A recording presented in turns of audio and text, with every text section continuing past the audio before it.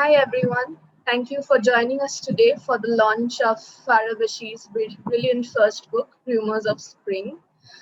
We at HarperCollins are very pleased to publish Farah's first book under our Fourth Estate imprint. This is a memoir of her growing up years in Kashmir. I'm Shravini, an editor from HarperCollins, and we're pleased to collaborate with Champaca bookstore today for this launch. Champaca is a very vibrant, independent, women-run bookstore, children's library and cafe based in Bangalore. They also have an online store that ships across India where you can find all the books that are available on their shelves, and you can also order your copy of Rumours of Spring from their website. Coming on to our event now, we are based in 3 different locations at the moment. Farah Bashir, let me introduce to you. Farah Bashir was born and raised in Kashmir. Rumours of Spring is her first book, her brilliant memoir. We also have Madhuri Vijay joining us in this event.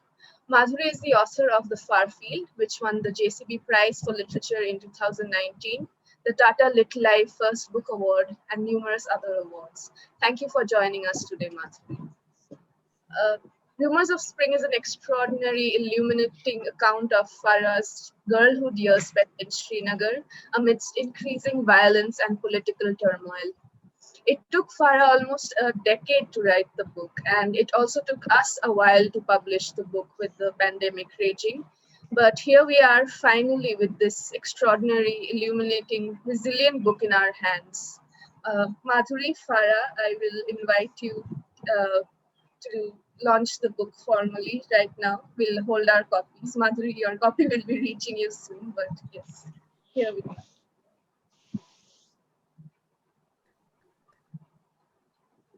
And Farah, now I would invite you to read some passages from the book.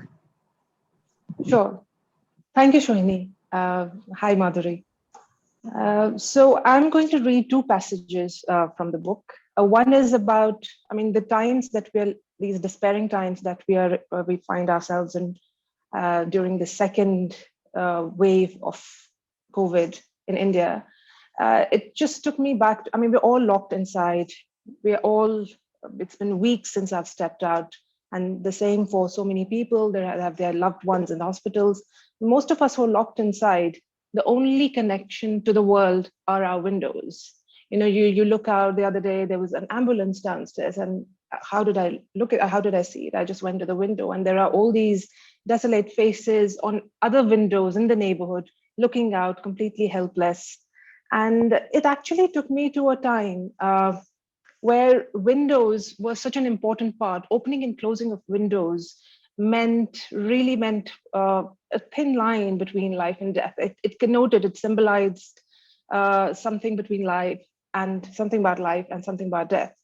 So I'm going to read a passage about windows. It's from this chapter, Evening Salute, and it's about windows.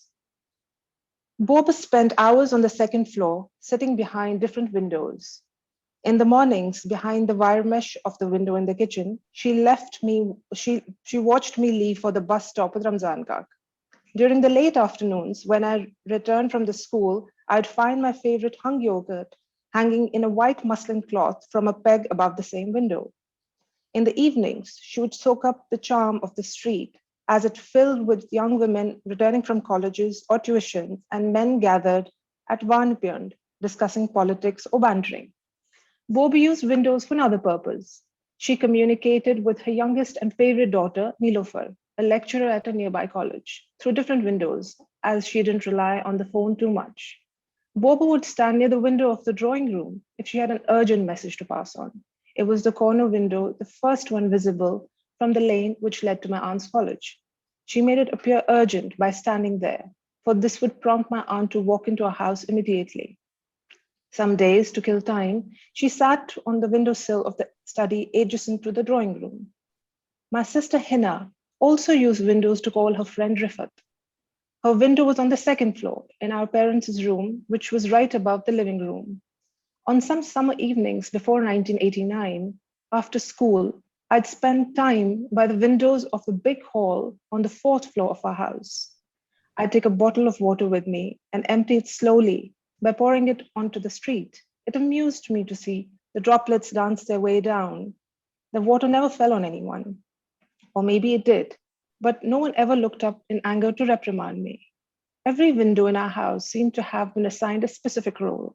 Each one had numerous tales to tell. Because of Bob, the window of our house remained slightly open even during the harshest of winter. Being asthmatic, she needed a constant flow of fresh air, but that seemed to be more of an excuse, as she couldn't rid herself of the habit to peer outside and observe passers-by. It was as if through them she were living an active life, since she hardly went out herself. However, things changed after 1989, and the windows had to be tightly shut during the incessant spells of curfew. The late autumn of 1990, it had already been 3 seasons since we had opened the windows, especially the ones overlooking the street.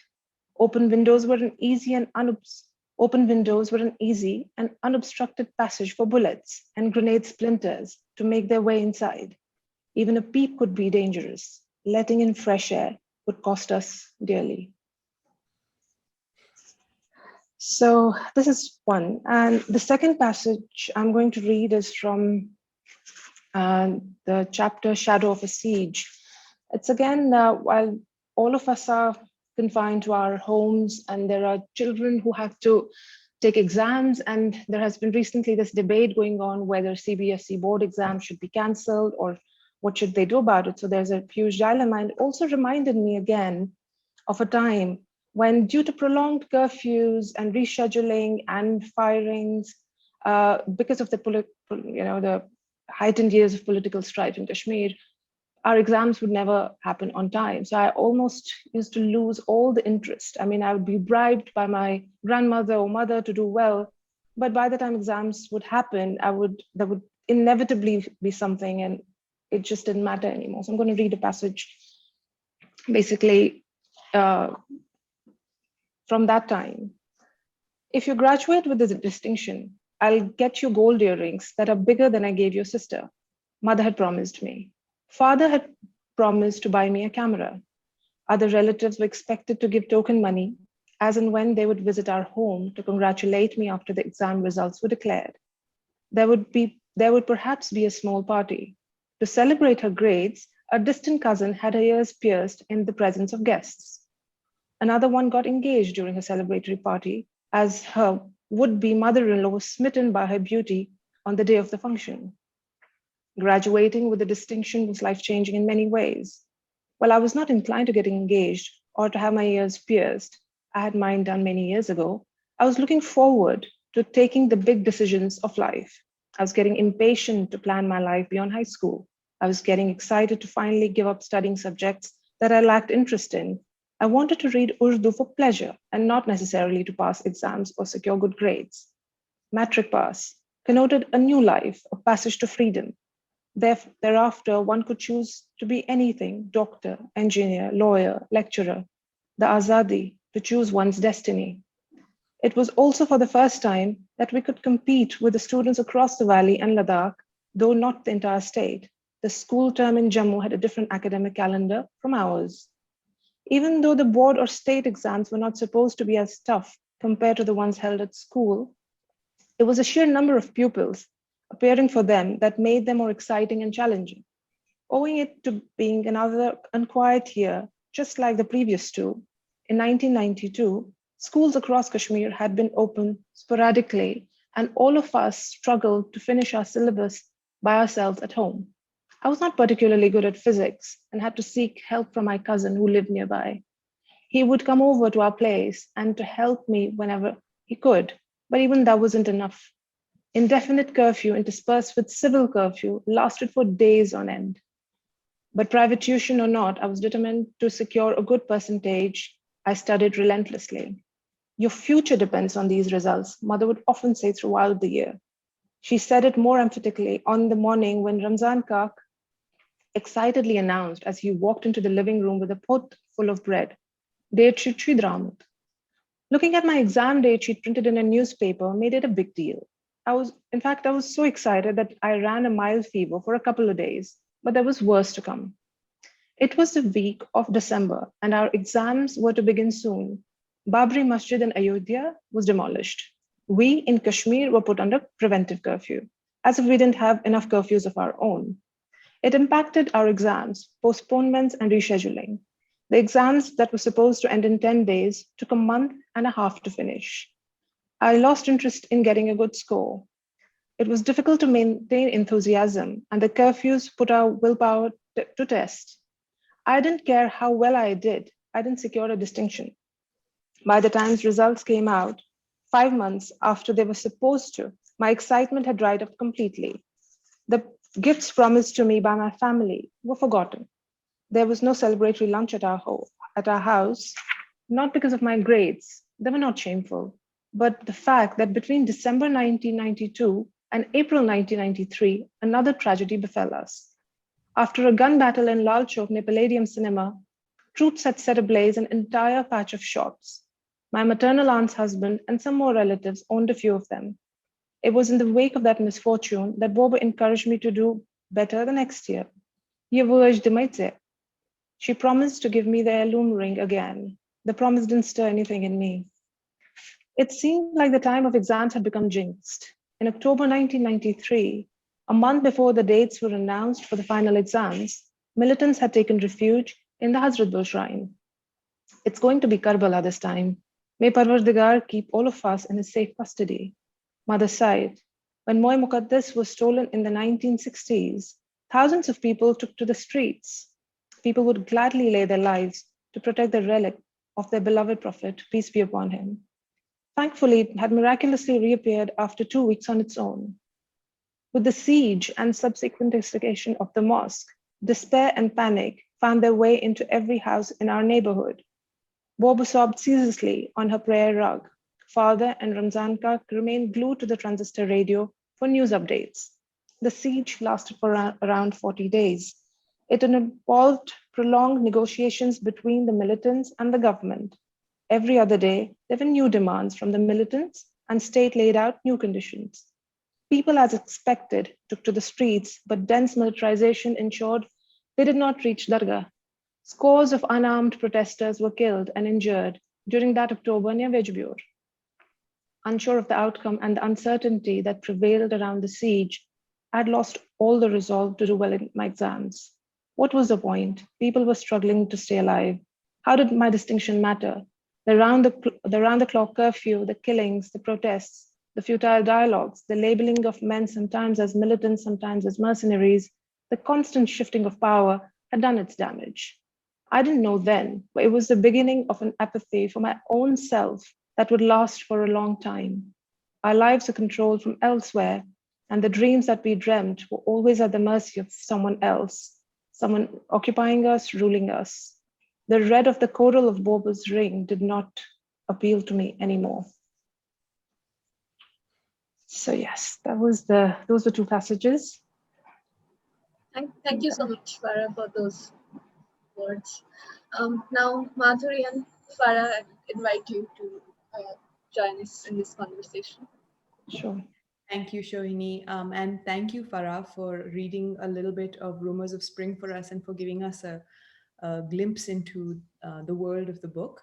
As Shohini said, my name is Madhuri Vijay, and I'm really extraordinarily happy and humbled to be here today taking part in the launch of Farah Bashir's first memoir, Rumours of Spring. Books like Farah's are very rare simply because they're almost impossible to write. You need to have a combination of um, honesty, humor, compassion, insight, and sheer almost superhuman grit. People who have those qualities are very, very few, and it's very lucky for all of us that Farah Bashir is one of those people. So thank you so much, Farah, for this memoir and for giving me the chance to ask you a little more about it. I encourage everybody who's watching to pick it up immediately and read it. You will be very, very glad that you did. Um, Farah, I'll start with the title. Sure. It's taken from a poem by Aga Shahid Ali. Why that poem? Why that phrase? And how early in the process did you know that this was the title? Uh, thanks, Madhuri, for such a kind intro, firstly. Now back to your question. Aga Shahid Ali has been a place of refuge for a lot of us. We go back to his poems every time we want to articulate our words and we find ourselves without any. We just go to his books, to his words, to his poems and open them and read them as if he's really articulating our silences, our helplessness as Kashmiris who grew up in that time. He had a little more insight in what was happening. Probably he was able to process it. So that's why he wrote so brilliantly and it's so crystal clear what he's trying to communicate. So there's no vagueness. There's nothing of that sort. Most of his poems, a lot of his poems appeal to me, but this particular one about it somehow created a visual imagery for me. This particular phrase, "Rumours of Spring, they last from dusk to dawn." It was as if when I think back and I look at the entire decade of 90s, I do remember these fragments of memory. I mean, they keep coming back. But the first visual imagery is of one long evening. I think probably because that's when our life changed, and I remember that vividly. And it's the whispers in the air, the uncertainty, the tentativeness of the environment around us. So it sort of, for me, appealed to me emotionally, and I had it. I wrote this book recently. I started in 2017. I wrote 2 manuscripts before this, which I completely discarded, and they were completely 2 different stories, but the title was the same. It captured something in me that I was not really able to articulate, that Aga Shahid Ali articulated for us. And as the book took form and these memories came back, I really anchored them on literally on his words. And I drew strength from his poems, especially that it captures that visual imagery, which I don't think I can really express what it does. But it appeals at a very emotional, visceral level, and it's that strange blue hue that I think of from tear gas, the entire city wearing a very desolate look, but there's also hope in this title, which is probably what like I said, it as if the contents of the book sort of derive the energy and the life that they eventually took from that title. There's hope, there is spring, but there's also reality. So there's also this juxtaposition that you see in the chapters. So that's what he did. Yeah, it's a beautiful phrase, a beautiful idea, very complex idea. And in fact, that blue hue of evening and tear gas that you talk about does hang over the entire book. And I think your book begins in the evening, That is right. if I'm not mistaken. And it begins with the death of your grandmother, who, if I may, presume to say, is one of the most important figures in the book and perhaps in your life as well. Could you tell us a little bit more about her? What kind of woman was she? What did she mean to you? I was very close to her, more than I was close to my parents. I was very close to her. She did everything that a mother does, right, for me. But more than that, she was a very progressive woman. She was not educated herself. She was not literate, but she was looking at all the good things around her, and she wanted to see all those things in me. She wanted me to be a doctor, but she would also say, become a dermatologist, Jildish doctor, because she imagined that if you were to become a doctor, then you would also have to be awake at nights. But she couldn't bear that for me, that I would have to, sacrifice my sleep. So this was a compromise. Yeah, exactly. So yeah, become a dermatologist in that sense for her. But she was very progressive, and she'd also supported my aunts in their education. In fact, my grandfather was very conservative. wanted his daughters to get married early, as it happens in South Asian societies. She actually hid it from him till my aunt almost completed her PhD. And she sort of trusted her, and they had a understanding, and she would be home before he came back from the shop.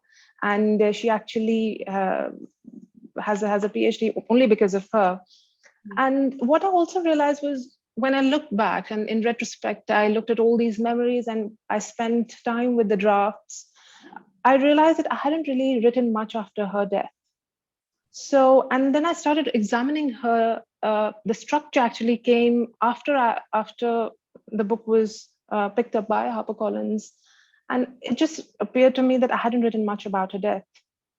So, and then I looked back at all her life in those 4 years, when insurgency erupted in 1989 until the year she died in 1994.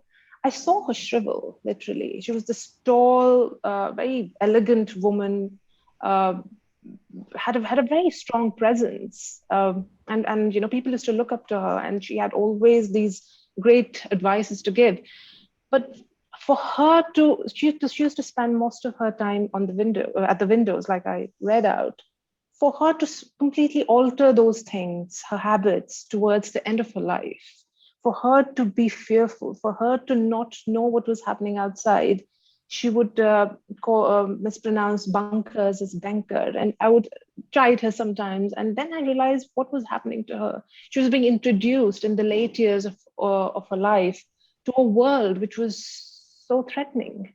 And I just feel and it happens to so many of our grandmothers who, when grandparents become old, you start giving them a certain kind of respect, and they become really special for us.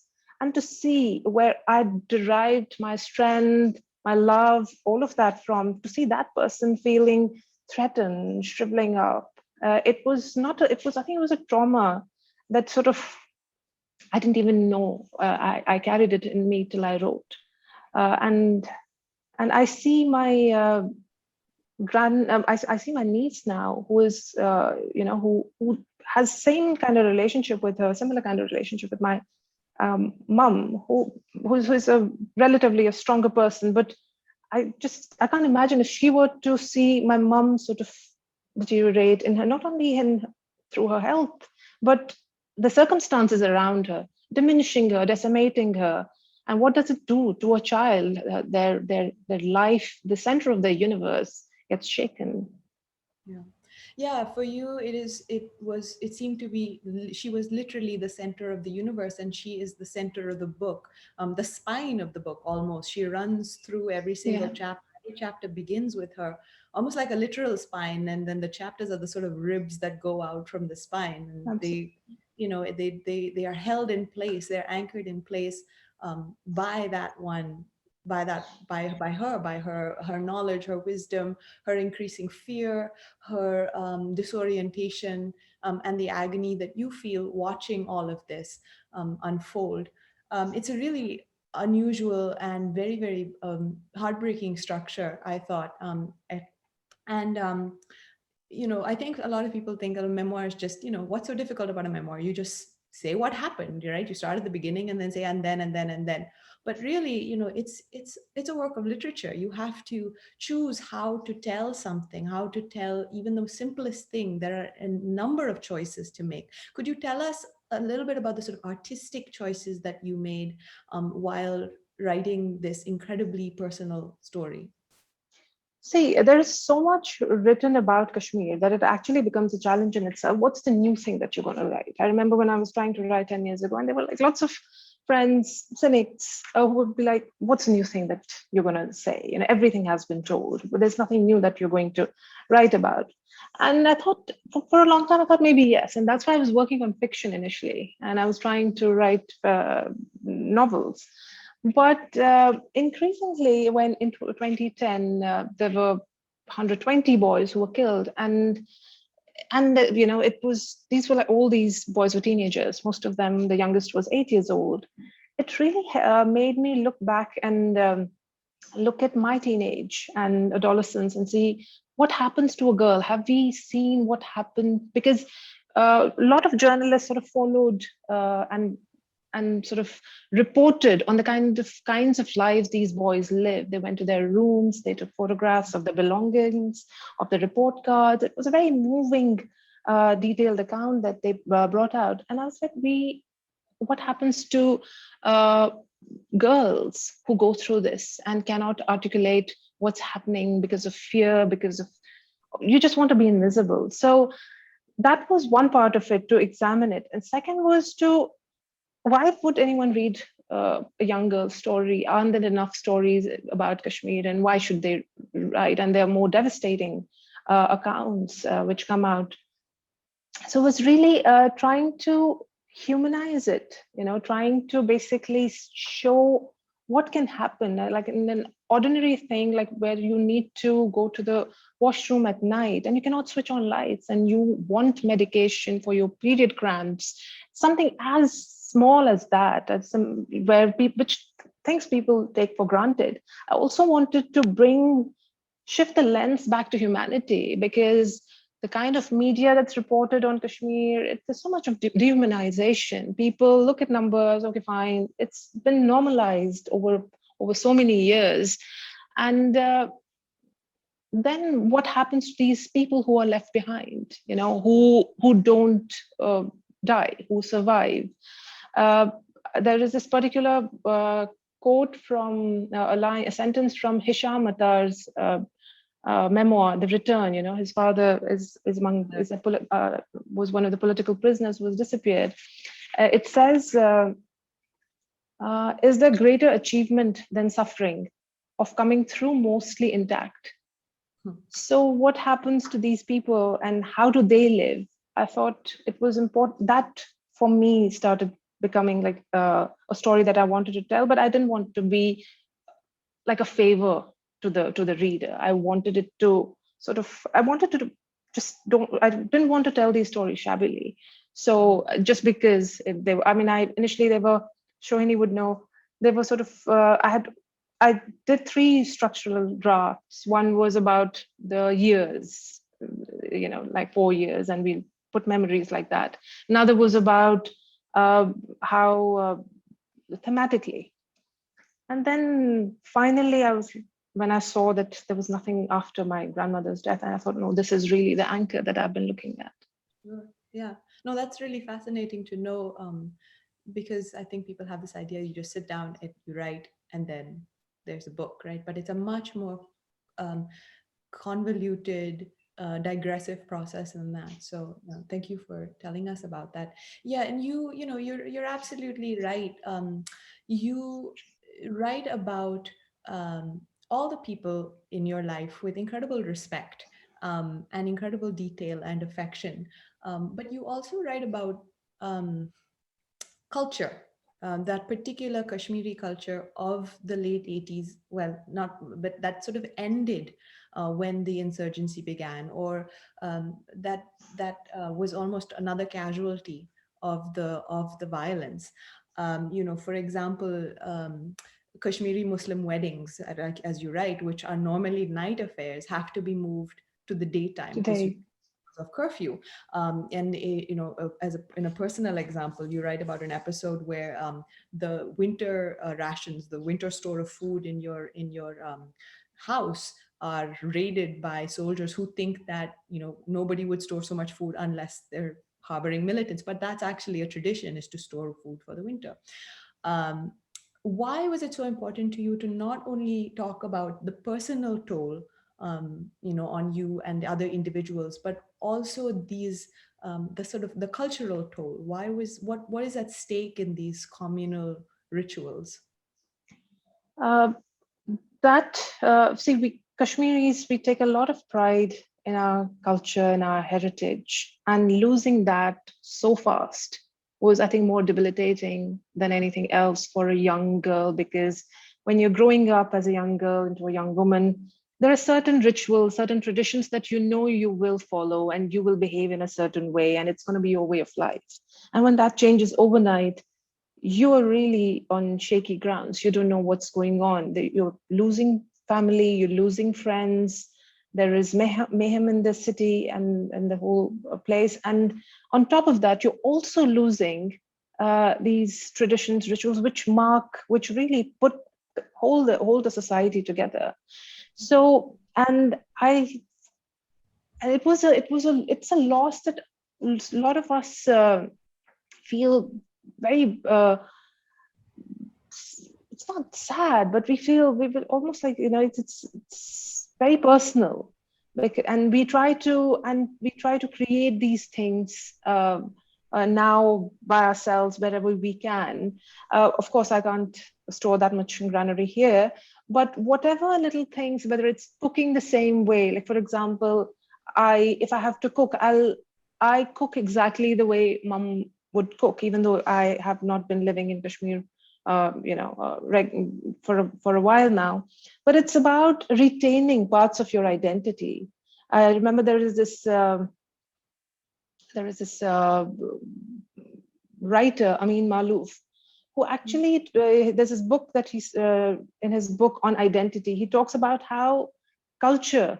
He actually ranks culture over religion and says how it's so important for one's identity that so losing that was also losing a part of your identity.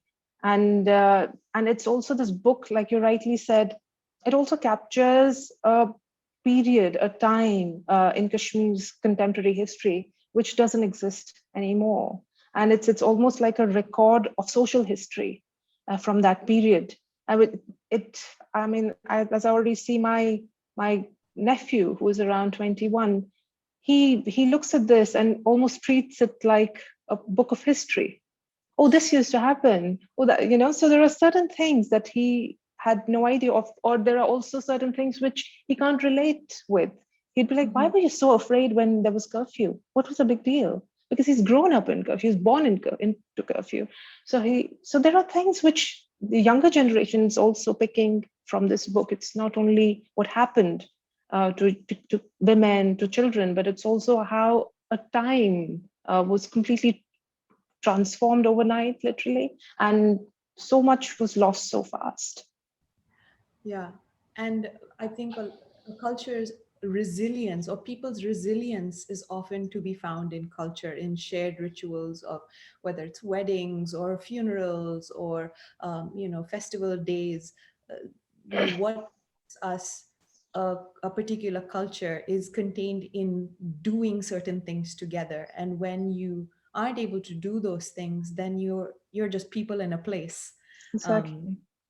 and you're alone, and that's it's much harder to sort of um, resist whatever might be trying to push against you.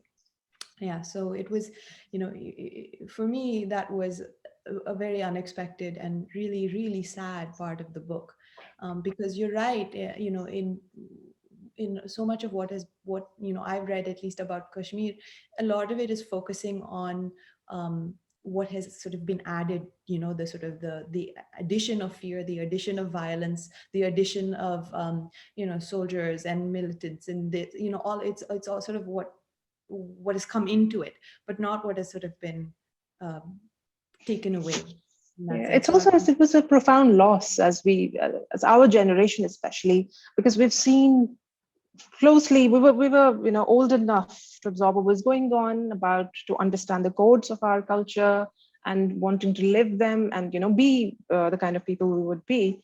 But then suddenly that's turned completely upside down, and then they keep diminishing. I remember there used to be this man who used to come for Eid, and on the morning of Eid, and he used to play Shehnai in our courtyard in the morning. And I haven't, it's been 30 years. I spent Eid at home.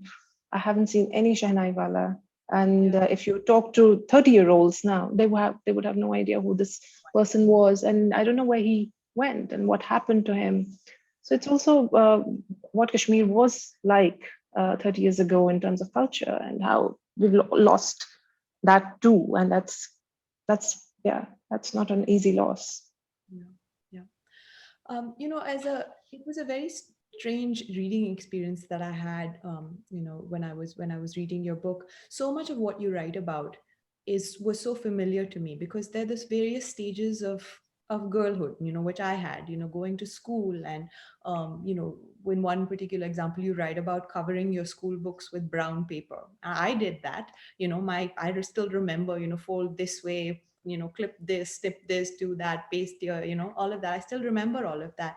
And so when I was reading that particular episode, I had this feeling of, absolute sort of connection with, recognition of what you were describing in that moment. But as I kept reading, a very strange thing happened. All of a sudden, I couldn't recognize it anymore, because you stopped talking about brown paper and you said you ran out of it, and you started covering your books with English newspapers. Newspaper.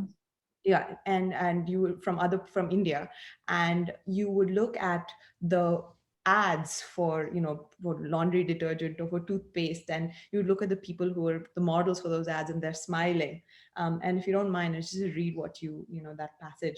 You say, I wondered if they even knew that not 1,000 kilometers away, it had become commonplace for ordinary people to survive the fallouts of war, like losing limbs in grenade blasts, being grazed by bullets, contracting splinters, being caught in crossfirings, losing their sons to arrests, and their homes turned into battlefields. What kind of advertisements could such everyday routines inspire? Not ones pretty enough to be printed in full color, I thought. Now, when I read this, it was like a trap door opened under me. One minute I thought I knew what was going on. A girl was covering her books in brown paper. And all of a sudden, I was in this world where I didn't know what was going on. It was dangerous, and it was sort of an uncanny valley. It was like I sort of knew, but I didn't know. And as I kept reading, I started to be on lookout for these trap doors, So I was thinking, okay, is this story about going to a doctor going to turn into a story about a gunfight? Is this visit to a cousin's house going to become, a horror story? And I was very unsettled the whole time. I was always on the lookout for danger. And I realized the genius of it is that you have succeeded in making me, the reader, feel some fraction of the uncertainty that must have been an everyday reality for you growing up.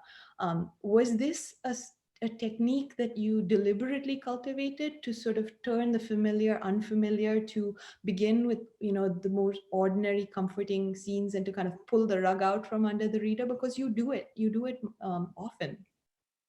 Yes, so it's the first chapter of the book, and that 1 hour, that metamorphic hour, where we go into that salon and come out, and world has changed for us. I mean, we go in thinking we're going to look like the way we would look like for Eid the next day, and we had big prep before Eid. You always have plans. We're going to get this much Eid. We're going to spend on whatever little things we're going to buy. So it's like additional pocket money that almost you're getting twice a year. And then all of that completely changes, because when you come out, and you come out to a cousin's death, and you come out to the entire place completely desolate. And I think I was trying to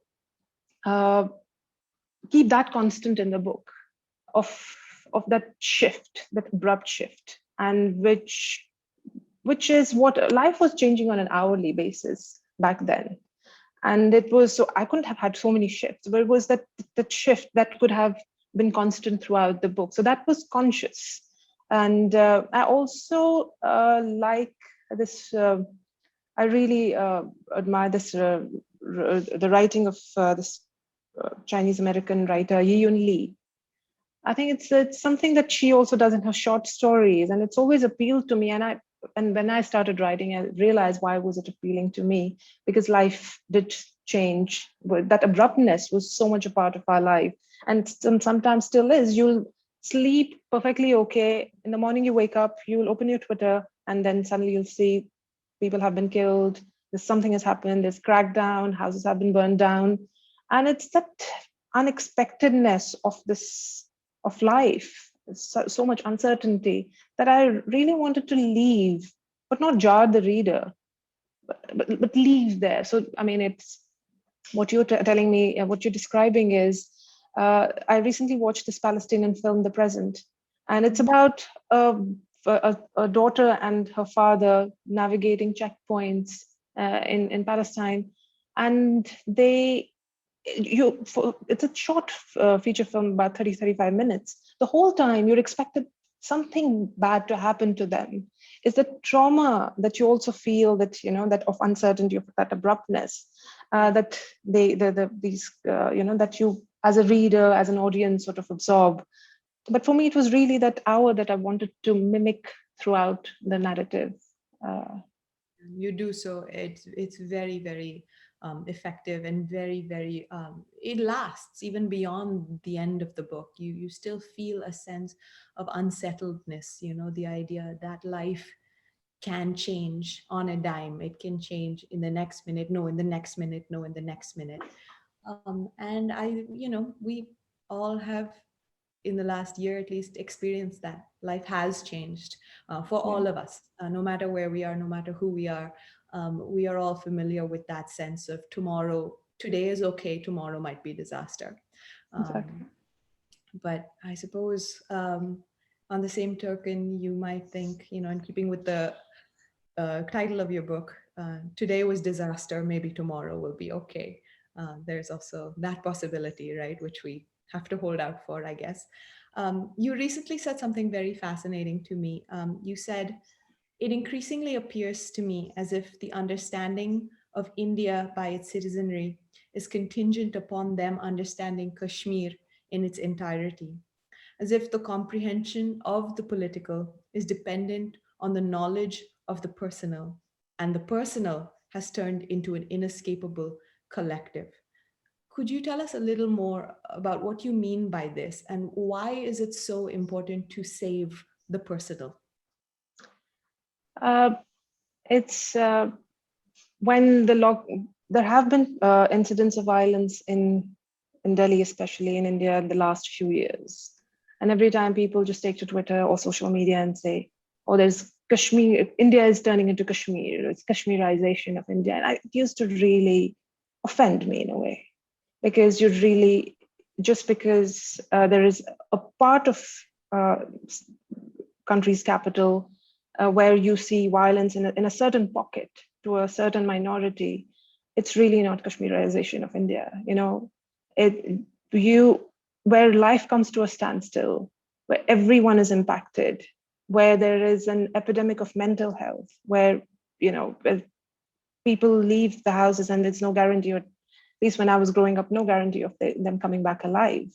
Uh, so don't make these. I mean, I used to find it very insensitive that these comparisons were being made, and now when you see that with this epidemic and these large waves, second, and all these uncontrollable pandemic waves sort of gripping the country, and you feel like the other day someone wrote to me, there was this review about how people who've been trapped inside their houses for about a year are really making comparisons with how it must feel in Kashmir. So I was thinking to myself, like, if you have to be trapped, is that only when you think of Kashmir? So right now, what we see, the way this pandemic is being sort of handled, there's uh, the administration, the government is missing, and people are really relying on each other. So it's if you really see, the personal has become this big collective. There is no difference now. One person's grief is everyone's grief, and that is what you grow up, what one grew up with in Kashmir. It's not that one neighbor's son was killed or taken away. The grief was so vast, and it had touched every home in some way or the other, that if something happened somewhere, you felt it. So I that is what I meant by personal becoming collective, this inescapable collective, and also very political, because when there were, for example, floods in Kashmir, I mean, that's a non-apolitical event that happened. It was a natural calamity. They were all people, I mean, even there were all people who came out. I mean, we flew down, some of us to volunteer. There were people on the ground. We were helping each other.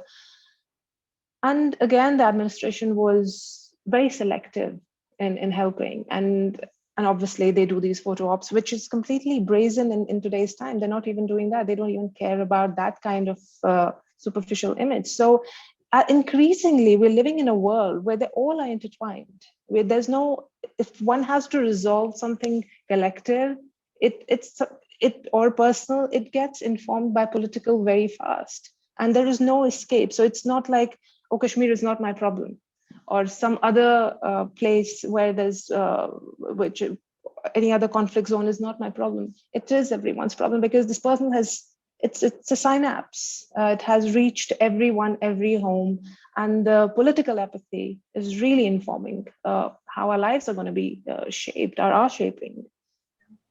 Yeah, no, you're absolutely right. The choice to disavow oneself from another person's grief is itself, I think, um, in some ways a political choice. And I don't think it's a choice we can afford to make, any of us, any longer. We have all been shown that very, very clearly, and I hope that we take some heed. Thank you so much, Farah. Really, thank you for writing this book, for taking the time to talk with me about it, for you know contributing a new and very, very, what must have been a very difficult thing to write, to relive, to write. And it's an honor for me as a reader, and I hope that everybody who watches will go and pick up a copy of your book. Congratulations to you on its publication, and I do wish it all the success in the world as it deserves. Thank you. Thank you so much, Madhuri. Thanks for this conversation. It was really, really enjoyed it. Thank you. Thank you, Shohini. Yes, thank you so much, Shohini, and Champaca Bookstore. Thank you, Madhuri. Thank you, Farah, for being here today. We are very pleased that Farah's book is out in the world. You can get your copies, and you can also get your copies from Champaca Bookstore. Visit their website. They do deliver across India, and while you're at it, get a copy of Madhuri's book as well. Thank you, everyone, for joining us today. Please take care and be safe. Thanks. Thank you, everyone.